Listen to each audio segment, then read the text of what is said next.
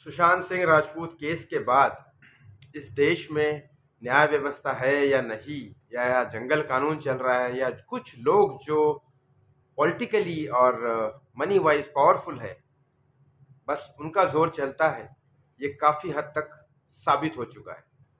ऐसे ही आर्यन खान के केस में ये साबित हो चुका था कि आर्यन खान इनोसेंट है, साबित हो चुका है अभी।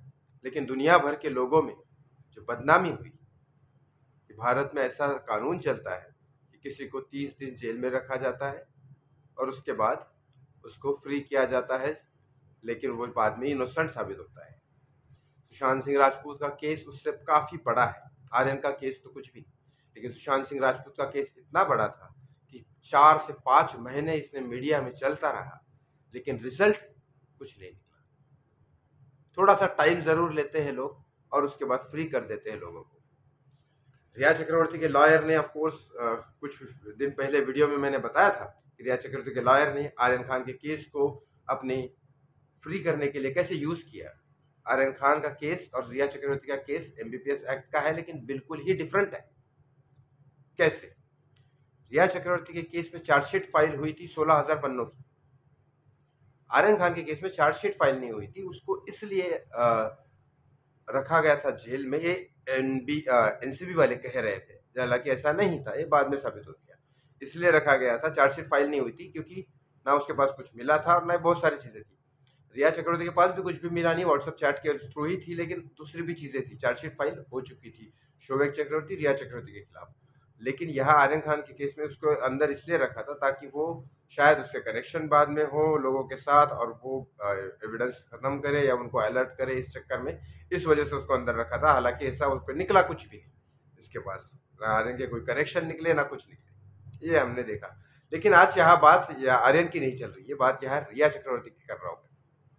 आर्यन खान का केस तो बिल्कुल ही वर्स्ट केस था, जो एनसीबी ने अपने फायदे के लिए घुमा घुमा के दौड़ाया उस लड़के को। उसका कोई कनेक्शन नहीं था, उसके पास ना कोई ड्रग्स था, ना कुछ लेना देना था उसका, लेकिन उसको 28 दिन तक बेकार में परेशान किया गया। जो भारत के जितने भी फैन थे एसआर के फैन, और भारत के बाहर इंटरनेशनल जितने भी फैन थे एसआर के फैन, उन सबको भारत के कानून व्यवस्था का पता लग गया।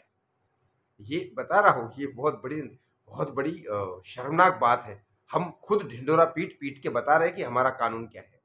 वैसे ही सुशांत सिंह राजपूत के बहुत इंटरनेशनल फैन है, उसके जाने के बाद बहुत सारे थे, पहले भी बहुत सारे थे। धोनी फिल्म रिलीज होने के बाद काफ़ी लोग फैन थे उसके, लेकिन इसके बाद, उसके जाने के बाद, उसका जो मौत का केस भुना गया और उसके बाद जो लोगों को पता लगा कि अब सीबीआई 2 साल से चुप है, अभी 14 जून वापस से आने वाला है 2 दिन बाद, तो बताइए, हम खुद अपना ढिंडोरा पीट पीट के बता रहे हैं कि हमारे देश का कानून क्या है। प्रोटेस्ट होना कोई अच्छी बात नहीं होती देश में। प्रोटेस्ट का मतलब होता है कि कानून व्यवस्था पे हमें विश्वास नहीं है, तब प्रोटेस्ट करना पड़ता है। तो प्रोटेस्ट होना कि देश के लिए, देश की अर्थव्यवस्था, देश की व्यवस्था के लिए, देश के कानून के लिए या सामाजिक तौर पे ये कोई अच्छी बात नहीं है। प्रोटेस्ट होना ही नहीं चाहिए, ऐसे ही कानून को इंसाफ करना चाहिए।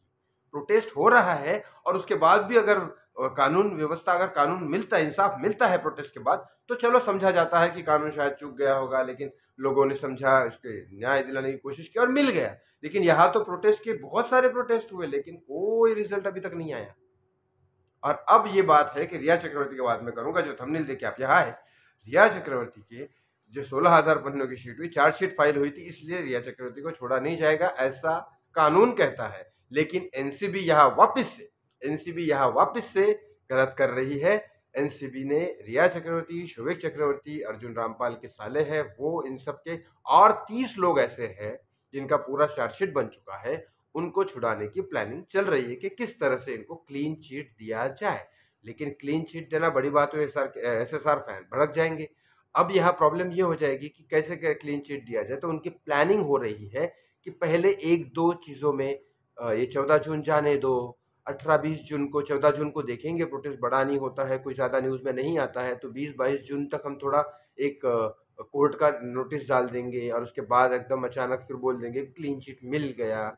जिस तरह से मैंने कहा है 31 सितंबर या अगस्त तक रिया को क्लीन चिट मिल जाएगा, यही प्लानिंग चल रहा है। ये प्लानिंग में सिर्फ एक एनसीबी नहीं होती, ये प्लानिंग में गवर्नमेंट के थ्रू मीडिया भी शामिल की जाती है, किस तरह से प्रेजेंट करना है, ये सब चीज़ें शामिल हो जाती हैं।